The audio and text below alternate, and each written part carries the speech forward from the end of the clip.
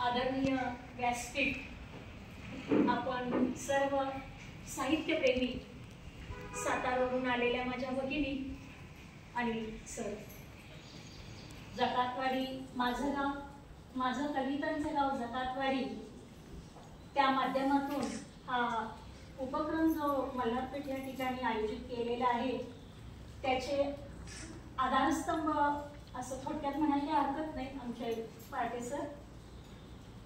अतिशय सुंदर असा हा उपक्रम आमचे पवार सरांनी मला परवा फोन करून सांगितलं, मॅडम अशा पद्धतीचा कार्यक्रम आहे आणि आपल्या इथं ते घ्यायचा पण ठरवलेला आहे, तर आपण अशा पद्धतीनं नियोजन करू. सरांना म्हटलं ठीक आहे सर, तुम्ही खूप बाहेर फिरत असतात, खूप वेळ देता, आमच्यापेक्षा तुम्ही जास्त याच्यामध्ये इन्व्हॉल्व होता, तर तुम्ही अध्यक्षपद घ्या, बाकी सगळी बॉडी तयार करा आणि हा कार्यक्रम घेऊ. अशा पद्धतीने आमचं बोलणं झाल्यानंतर आज हा कार्यक्रमाचा प्रसंग या ठिकाणी आलेला आहे. त्या ठिकाणी गर्दी नाही, पण गर्दी मात्र नक्कीच आहे. तर मला एक पाठवलं सांगावं असं वाटतं की गेली पाटणमध्ये 10 वर्षापासून साहित्य संमेलन घेतलं जातं. आमचे विक्रमबाबा पाटणकर जिल्हा परिषदेचे उपाध्यक्ष हे ज्यावेळी सातारचं जे वाचनालय साहित्य संमेलन होतं त्यामध्ये ते कार्यक्रमाला गेले असताना त्यांच्या डोक्यात असा विषय आला, खरोखरच इथं संपलेले सगळे हे साहित्यिक प्रत्येकाच्या शब्दातून किंवा त्यांना ते भारावलं असं ते साहित्य संमेलन, आणि त्यांच्या डोक्यात आला काही नाही, माझ्या गावामध्ये सुद्धा अशा पद्धतीचा हा कार्यक्रम घेतला पाहिजे. आणि त्यांनी त्यांच्या वडिलांच्या पुण्यतिथी निमित्तानं ते साहित्य संमेलन सुरू केलं. त्या गोष्टीला 10 वर्ष झाली. त्यामध्ये 2 दिवसाचा ते कार्यक्रम असायचा. अतिशय म्हणजे राजकीय म्हणा किंवा सामाजिक क्षेत्रातल्या विविध लोकांना बोलवलं जायचं, विविध विषयावरती व्याख्यान असायची, कथाकथन असायचं, कवी संमेलन असायचं. असा हा 2 दिवसाचा भरगच्च असा हा कार्यक्रम असायचा. कोरोनाच्या काळानंतर काय झालं ते थोडक्यात आम्ही 1 दिवसामध्ये बसवलं.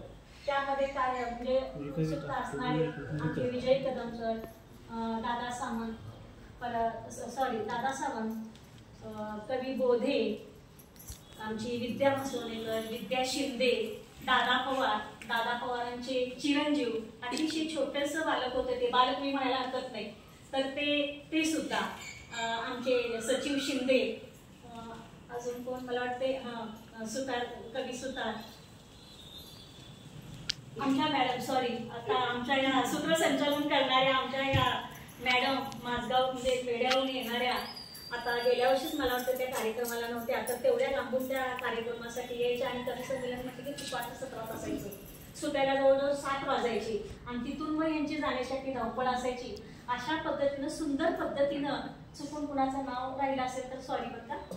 आणि असा हा सुंदर कार्यक्रम 2 दिवस चाललेला असायचा.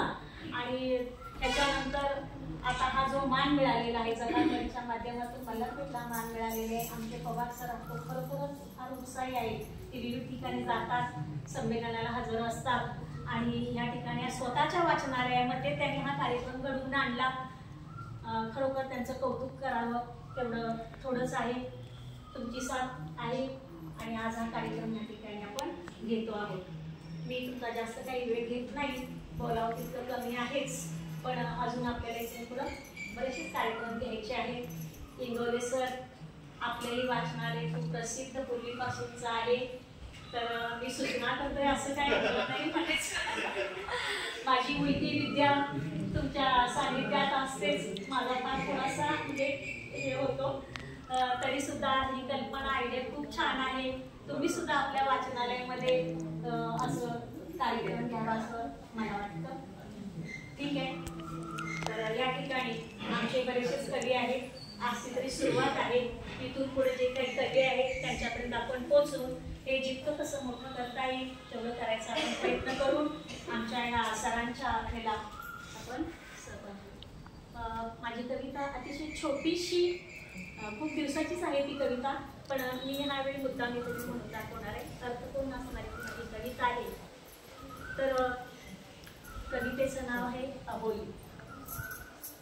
अबोलीच्या झाडाला आबोलीची फुले आहे.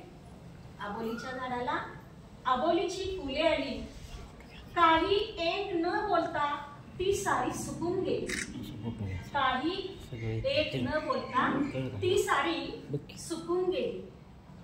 आबोलीच्या फुलांचे ते एक दुखणे होते, आबोलीच्या फुलांचे ते